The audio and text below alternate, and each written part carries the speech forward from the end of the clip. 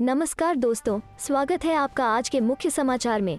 सबसे पहली बड़ी खबर में आपको बताएंगे कर्नाटक, उत्तराखंड और अब गुजरात। 6 महीने में बीजेपी ने बदले 4 मुख्यमंत्री, जानिए क्या है रणनीति। इसी के साथ दूसरी बड़ी खबर में जिक्र होगा कि करनाल में किसानों पर लाठीचार्ज की न्यायिक जांच कराएगी खट्टर सरकार, एसडीएम आयुष सिन्हा को छुट्टी पर भेजा।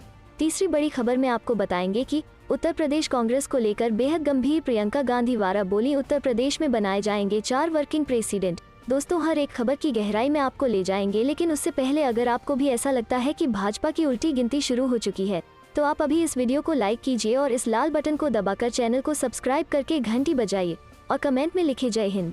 चलते हैं पहली खबर की तरफ। कर्नाटक, उत्तराखंड और अब गुजरात। 6 महीने में बीजेपी ने बदले 4 मुख्यमंत्री, जानिए क्या है रणनीति। जी हां दोस्तों, गुजरात के मुख्यमंत्री विजय रूपाणी ने शनिवार को अचानक पद से इस्तीफा दे दिया। भारतीय जनता पार्टी राज्य में चुनाव से 1 साल पहले चेहरा बदलने जा रही है। माना जा रहा है कि बीजेपी ने सरकार के खिलाफ लोगों में नाराजगी की काट के लिए चेहरा बदल दिया है। हाल ही में उत्तराखंड और कर्नाटक में भी बीजेपी ने यह फॉर्मूला अपनाया है। पिछले 6 महीने में बीजेपी ने 4 मुख्यमंत्री बदल दिए हैं। राजनीतिक जानकार इसके पीछे की वजह तलाशने में जुटे हैं। हालांकि चुनावी नतीजे यह तय करेंगे कि बीजेपी की रणनीति कितनी कामयाब है। रूपाणी से पहले कर्नाटक में जुलाई में बीएस येदियुरप्पा को कुर्सी छोड़नी पड़ी। बीएस येदियुरप्पा से पार्टी के कई नेता नाराज चल रहे थे। लिंगायत समुदाय के बड़े नेता और दक्षिण में पहली बार कमल खिलाने वाले येदियुरप्पा की जगह अब उनके ही करीबी नेता बीएस बोम्मई को कुर्सी सौंपी गई है। उत्तराखंड में तीरथ सिंह रावत को हटा दिया गया, जबकि मार्च में ही त्रिवेंद्र सिंह रावत को हटाकर उन्हें सीएम बनाया गया था। गुजरात और उत्तराखंड में अगले साल चुनाव होने जा रहा है। उत्तराखंड में भी त्रिवेंद्र सिंह रावत के खिलाफ नाराजगी को लेकर तीरथ सिंह रावत को मुख्यमंत्री बनाया गया, लेकिन वह अधिक दिन तक कुर्सी नहीं संभाल पाए। अब वहां पुष्कर सिंह धामी को जिम्मेदारी दी गई है। उत्तराखंड के बीजेपी नेताओं ने केंद्रीय नेतृत्व से तीरथ के खिलाफ शिकायत की थी। कई विवादित बयानों की वजह से वह मीडिया की सुर्खियों में रहे और सरकार की छवि खराब होते देख बीजेपी ने उनकी छुट्टी कर दी। उधर असम को भी बीजेपी ने हाल ही में नया नेतृत्व दिया है। असम में सर्बानंद सोनोवाल 5 साल तक मुख्यमंत्री रहे और पार्टी यहां दोबारा सत्ता में लौटने में कामयाब रही। चुनाव के बाद बीजेपी ने हेमंत बिस्व शर्मा को मुख्यमंत्री बनाया। शर्मा ने नॉर्थ ईस्ट में बीजेपी की जड़ें मजबूत की हैं। कांग्रेस से बीजेपी में आने वाले शर्मा को पर भरोसा जताकर बीजेपी ने कांग्रेस सहित दूसरी पार्टियों के उन नेताओं को संदेश देने की कोशिश की है जो भगवा दल में शामिल होना चाहते हैं।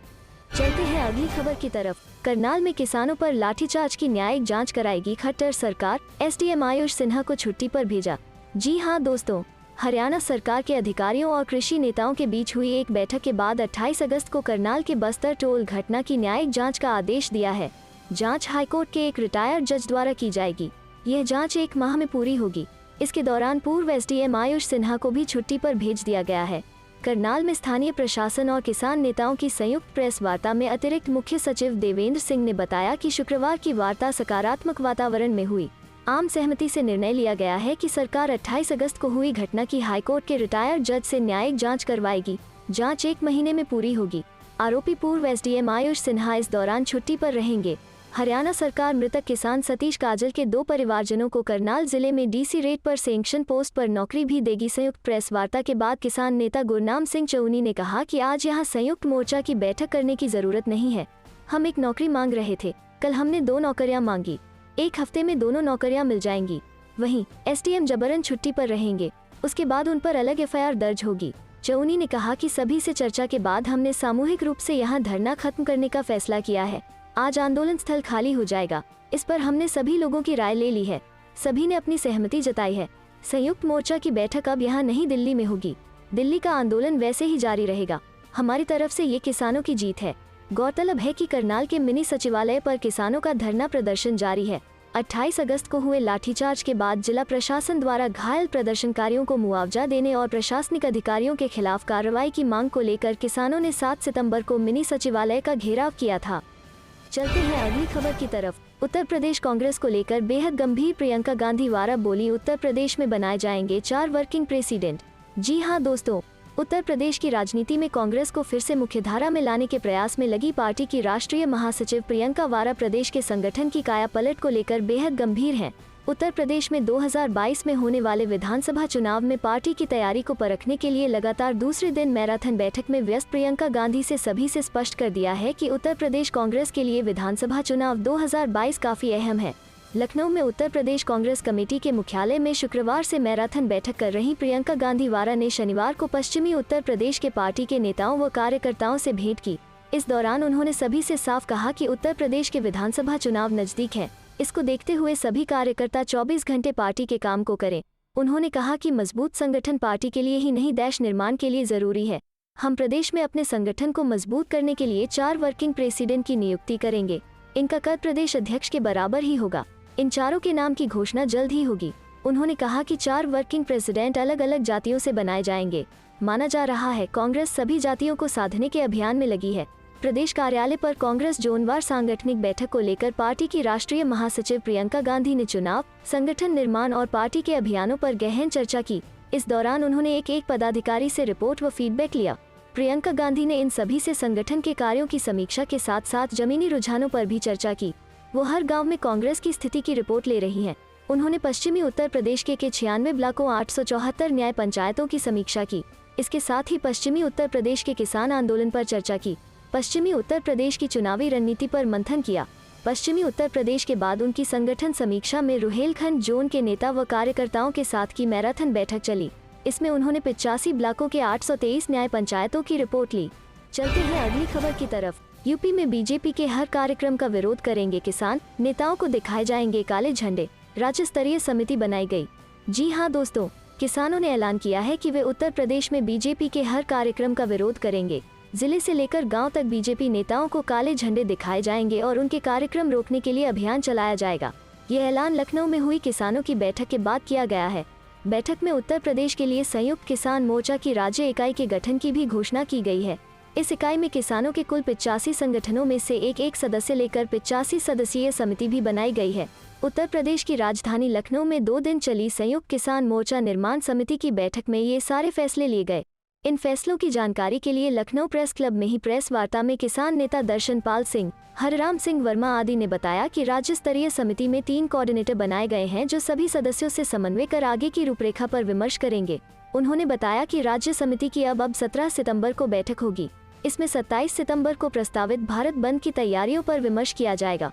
उन्होंने कहा कि यह समिति आगे जिला स्तरीय समितियों का गठन करेगी जो गांव-गांव गली-गली जाकर अभियान चलाएगी। मिशन उत्तर प्रदेश के तहत यह समिति काम करेगी। किसान नेताओं ने बताया कि आंदोलन की रूपरेखा मुख्य रूप से 3 बिंदुओं पर तय की जाएगी।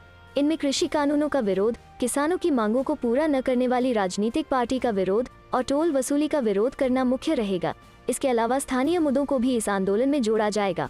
समिति ने कहा कि इस आंदोलन को उत्तराखंड में भी इसी तरह जोर शोर से चलाया जाएगा। चलते हैं अगली खबर की तरफ। उत्तर प्रदेश की सभी सीटों पर विधानसभा चुनाव लड़ेगी शिवसेना, कहा कानून व्यवस्था पूरी तरह फेल।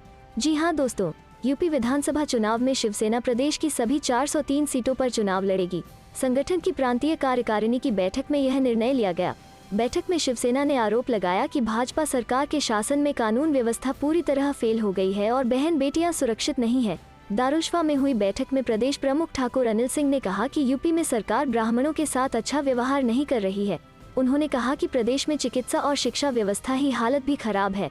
बेरोजगारी और महंगाई से भी जनता त्रस्त है। चलते हैं पहली खबर की तरफ। करनाल में किसानों का धरना खत्म, सरकार ने 2 मांगे माई, 1 माह में लाठीचार्ज मामले की जांच होगी। जी हां दोस्तों, हरियाणा के करनाल जिले में किसानों का धरना खत्म हो गया है। पुलिस प्रशासन से किसानों की वार्ता में 2 मांगों पर सहमति बनी, जिसमें पहला यह कि पुलिस द्वारा किए गए लाठीचार्ज मामले की जाँच होगी। वहीं दूसरी, मृतक के परिजन को DC रेट पर नौकरी दी जाएगी। साथ ही आरोपी SDM पर भेज दिए गए हैं। हरियाणा सरकार के अतिरिक्त मुख्य सचिव देवेंद्र सिंह ने किसान नेताओं से हुए समझौते के बारे में जानकारी दी। देवेंद्र सिंह ने आज पत्रकारों से कहा कि सरकार के अधिकारियों और किसान नेताओं के बीच वार्ता हुई है। सरकार ने 28 अगस्त को बस्तारा टोल पर हुई घटना की जांच करवाने के आदेश दिए हैं। यह जांच एक सेवानिवृत्त उच्च न्यायालय के न्यायाधीश द्वारा की जाएगी। बैठक के बाद किसान आंदोलनकारियों को आश्वासन देते हुए अतिरिक्त मुख्य सचिव ने कहा, जाँच 1 माह में पूरी होगी। इस दौरान पूर्व SDM आयुष सिन्हा, जो की एक IAS ऑफिसर है, वो छुट्टी पर रहेंगे। अतिरिक्त मुख्य सचिव देवेंद्र सिंह सिंह ने आगे कहा, राज्य सरकार ने यह निर्णय भी लिया है कि मृतक किसान सतीश काजल के परिवार के 2 सदस्यों को स्वीकृत पदों पर डीसी रेट से नौकरी व मुआवजा दिया जाएगा। सरकार के इस फैसले पर कुछ किसान नेताओं ने संतोष व्यक्त किया। इसी के साथ किसान नेताओं ने कहा कि हमारी मांगे मान ली गई हैं। इसी के साथ करनाल में धरने पर विराम लगा दिया गया है। बताया जा रहा है कि किसानों और प्रशासनिक अधिकारी में समझौता शुक्रवार देर रात ही हो गया था, जिसकी जानकारी शनिवार यानी कि आज दोनों पक्षों ने एक प्रेस कॉन्फ्रेंस करके दी। शुक्रवार रात को समझौता होते ही शनिवार सुबह आने वाली मीटिंग कैंसिल हो गई थी। इसके बाद किसानों ने धरना भी समाप्त कर दिया। सरकार की ओर से प्रदर्शनकारियों को कहा गया है कि करनाल लाठीचार्ज मामले की जांच 1 महीने में पूरी होगी। यही बात करनाल में एक किसान नेता ने भी कही। उन्होंने कहा कि करनाल प्रशासन के अधिकारी बस्ताड़ा टोल पर किसानों पर हुए लाठीचार्ज की जांच कराने को मान गए हैं। उन्होंने कहा कि जांच रिटायर्ड जज करेंगे, जो 1 महीने में पूरी की जाएगी। वहीं जिस एसडीएम के खिलाफ कार्रवाई की मांग की जा रही थी, वो अब ड्यूटी पर नहीं रहेगा। दरअसल किसानों की इस मांग को मानने के साथ ही प्रशासन ने आईएएस आयुष सिन्हा को पर भेज दिया है। चलते हैं अगली खबर की तरफ। किसानों का 27 सितंबर को भारत बंद का ऐलान। कृषि कानूनों को लेकर सरकार को घेरने की तैयारी। जी हाँ दोस्तों, किसान आंदोलन अब कई महीने पुराना हो गया है। मांगे वही हैं, तीनों कृषि कानूनों का वापस होना। कई मौकों पर सरकार से बातचीत हुई लेकिन कोई नतीजा नहीं निकला। सड़क पर विरोध प्रदर्शन को भी तेज किया गया लेकिन सरकार नहीं झुकी। अब एक बार फिर किसान सरकार को घेरने की तैयारी कर रहे हैं। 27 सितंबर को भारत बंद का ऐलान किया गया है। जानकारी मिली है कि भारत बंद को सफल बनाने के लिए 17 तारीख से यूपी के सभी जिलों में किसान संगठन, ट्रेड यूनियन, युवा संगठन, ट्रांसपोर्ट एसोसिएशन, व्यापारी संगठन के साथ बैठक करने वाले हैं। पूरी कोशिश है कि हर मोर्चे पर ये बंद सफल रहे और सरकार को उनकी मांगों के आगे झुकना पड़े। लेकिन पिछले अनुभव बताते हैं कि बंद के दौरान बवाल होता है, किसानों की नारेबाजी होती है, कभी कभार पुलिस बल का इस्तेमाल होता है, लेकिन सरकार किसानों की मांग को ठंडे बस्ते में डाल देती है। ऐसे में इस बार किसान क्या अलग करने वाले हैं और सरकार को किस तरह दबाव में लाने का काम किया जाएगा, ये देखने वाली बात रहेगी। अभी के लिए तमाम किसान 27 सितंबर की तैयारी में लग गए हैं। पहले से ही शहरी इलाकों में भारत बंद के लिए व्यापार मंडलों व विभिन्न कर्मचारी संगठन व ट्रेड यूनियनों से संपर्क साध लिया गया है। कहा जा रहा है कि बेहतर तालमेल के जरिए इस बंद को पूरे देश में सफल बनाया जाएगा। वैसे अभी के लिए किसानों का गुस्सा वैसे भी सांतवें आसमान पर चल रहा है। करनाल में जब से प्रदर्शन कर रहे किसानों पर लाठीचार्ज हुआ है, सरकार संग उनका रिश्ता और ज्यादा तुल्क हुआ है। उस केस में भी क्योंकि किसानों की मांग के अनुसार एसडीएम को बर्खास्त नहीं किया गया। ऐसे में किसानों की नाराजगी काफी ज्यादा है, जो अब भारत बंद के दौरान साफ महसूस की जा सकेगी। जानकारी के लिए बता दें कि किसानों ने पिछले साल नवंबर में किसान आंदोलन की शुरुआत की थी। उस समय तो फिर भी किसानों की ओर से लगातार सरकार संग संवाद स्थापित किया जा रहा था, लेकिन अब पिछले कई महीनों से किसान जरूर सड़क पर हैं, लेकिन सरकार संग बातचीत संभव नहीं दिख रही। ऐसे में तकरार बढ़ रही है लेकिन समाधान दिखाई नहीं दे रहा। चलते हैं अगली खबर की तरफ। यूपी चुनाव 2022, प्रियंका गांधी रायबरेली और अमेठी के दौरे पर, कांग्रेस ने तेज की चुनावी तैयारी। जी हां दोस्तों, यूपी विधानसभा चुनाव नजदीक आने के साथ ही विभिन्न दलों में सरगर्मियां तेज हो गई हैं। कांग्रेस भी विधानसभा चुनाव में कोई कसर नहीं छोड़ना चाहती है। कांग्रेस महासचिव प्रियंका गांधी उत्तर प्रदेश में काफी समय से सक्रिय हैं। आज प्रियंका रायबरेली और अमेठी के दौरे पर जाएंगी। इससे पहले प्रियंका गांधी ने शुक्रवार को उत्तर प्रदेश कांग्रेस कमेटी कार्यालय में प्रदेश चुनाव समिति की बैठक में हिस्सा लिया था और नेताओं की राय जानी थी। प्रियंका गांधी 5 दिवसीय उत्तर प्रदेश के दौरे पर हैं। इस दौरान वो आज अपनी मां और कांग्रेस अध्यक्ष सोनिया गांधी के लोकसभा निर्वाचन क्षेत्र रायबरेली का दौरा करेंगी। वहीं गांधी परिवार के गढ़ समझे जाने वाली अमेठी भी जाएंगी। रायबरेली और अमेठी में प्रियंका गांधी कांग्रेस के नेताओं और कार्यकर्ताओं से मुलाकात करेंगी। उत्तर प्रदेश कांग्रेस कमेटी कार्यालय में प्रदेश चुनाव समिति की बैठक में कांग्रेस महासचिव प्रियंका गांधी भी मौजूद रही थी और प्रियंका गांधी ने एक ट्वीट कर इस बारे में जानकारी दी थी। प्रियंका गांधी ने चुनाव समिति की बैठक के बाद ट्वीट किया, उप्र कांग्रेस कमेटी कार्यालय में प्रदेश चुनाव समिति की बैठक। इस बार चुनाव समिति में वरिष्ठ सदस्यों, युवाओं, महिलाओं एवं संगठन के पदाधिकारियों की भागीदारी के चलते बहुत सार्थक चर्चा हुई।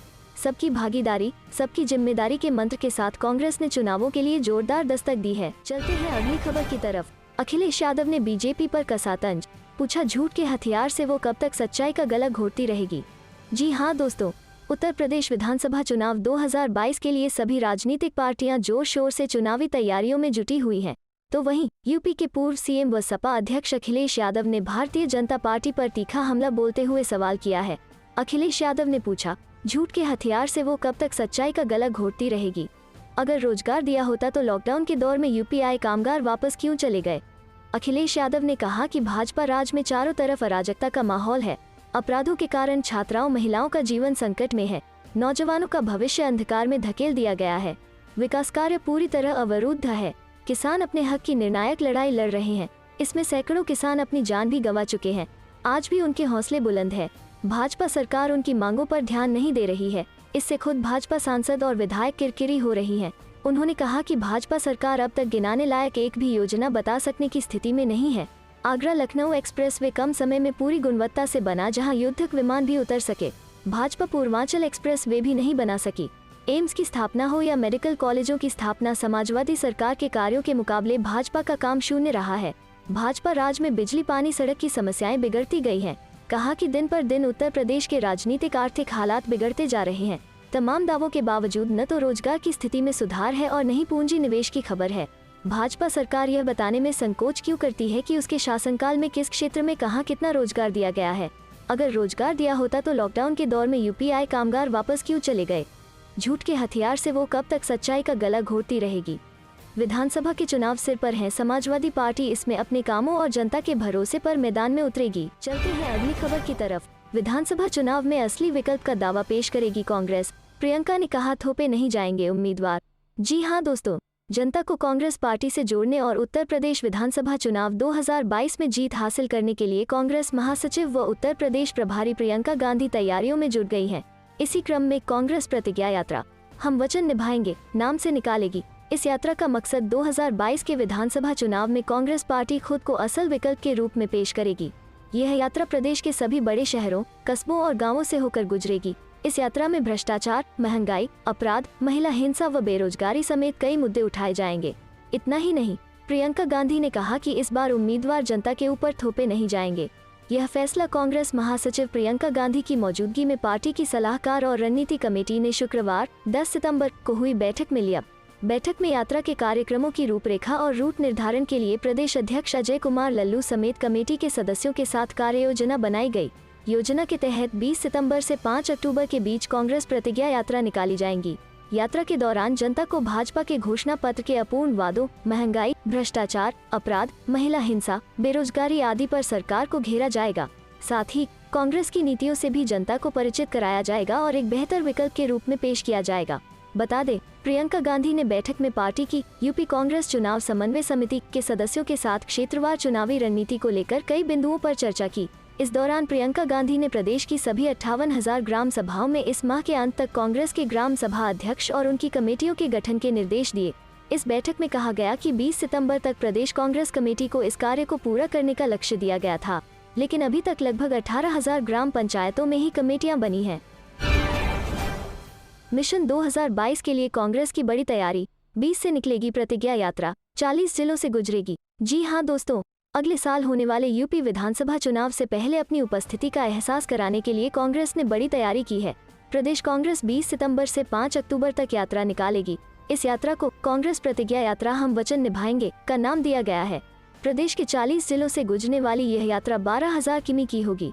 कांग्रेस महासचिव प्रियंका गांधी ने लखनऊ में हुई बैठकों में इसका कार्यक्रम तय किया। शुक्रवार को प्रदेश मुख्यालय में रणनीति कमेटी, चुनाव समन्वय कमेटी, सलाहकार कमेटी समेत जोनवार समीक्षा की गई। चुनाव समन्वय समिति की अगली बैठक 5 अक्टूबर को होने पर भी फैसला लिया गया। सुबह 11 बजे प्रदेश मुख्यालय पहुंची प्रियंका गांधी ने ताबड़तोड़ बैठकें कर संदेश दे दिया कि कांग्रेस आक्रामक तरीके से चुनाव में उतरेगी। यह यात्रा 4 अलग अलग जगहों से निकाली जाएगी और बड़े शहरों, कस्बों और गांवों से होकर गुजरेगी। यात्रा के दौरान जनता को भाजपा के घोषणा पत्र के अपूर्ण वायदों, महंगाई, भ्रष्टाचार, अपराध, महिला हिंसा, बेरोजगारी आदि पर सरकार को घेरा जाएगा। वहीं कांग्रेस की नीतियों से भी जनता को परिचित कराया जाएगा और एक बेहतर विकल्प के रूप में पेश किया जाएगा। यात्रा के दौरान कई कार्यक्रम भी होंगे। प्रियंका ने पूर्वांचल, बुंदेलखंड, मध्य उत्तर प्रदेश और आगरा क्षेत्र से संबंधित प्रभारियों, प्रदेश उपाध्यक्षों, प्रदेश महासचिवों, प्रदेश सचिवों, जिला और शहर अध्यक्षों से संगठन सृजन पर लिखित रिपोर्ट मांगी है।